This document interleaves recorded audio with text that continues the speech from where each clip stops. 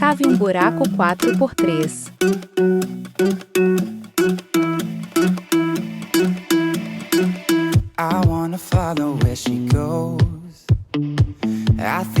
E com 2 blocos de profundidade.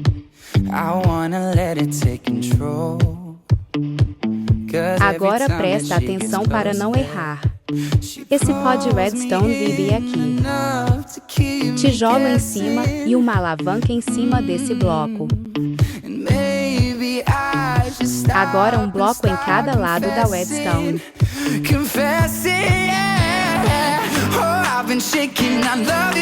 Agora com o pistão grudento e o repetidor de redstone, coloque a laje de tijolo em cima do pistão e do lado do pistão o repetidor de redstone. A tocha do outro lado e uma redstone na frente dela. Outro bloco na frente da redstone. E uma tocha na frente do repetidor. Um bloco de tijolo em cima da tocha da ponta. E uma tocha nesse bloco. Outra em cima, e um bloco em cima dela. E agora 3 pistões grudentos desse jeito.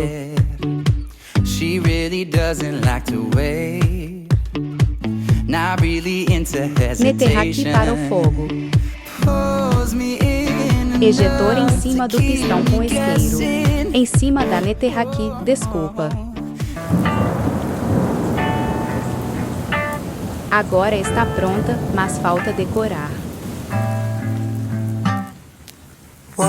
Para decorar é bem fácil, olha só.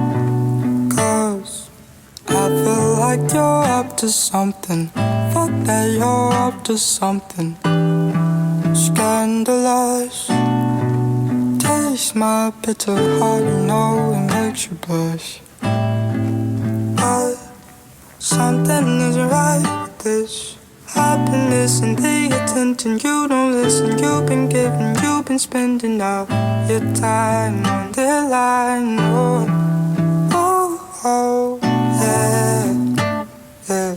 You're like Novocaine, Novocaine, yeah, yeah. Poison in my brain, Novocaine.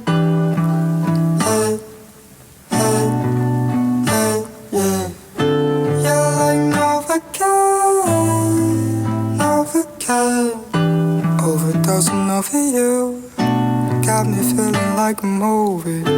Come over, let's make a movie and work your body down, down, down.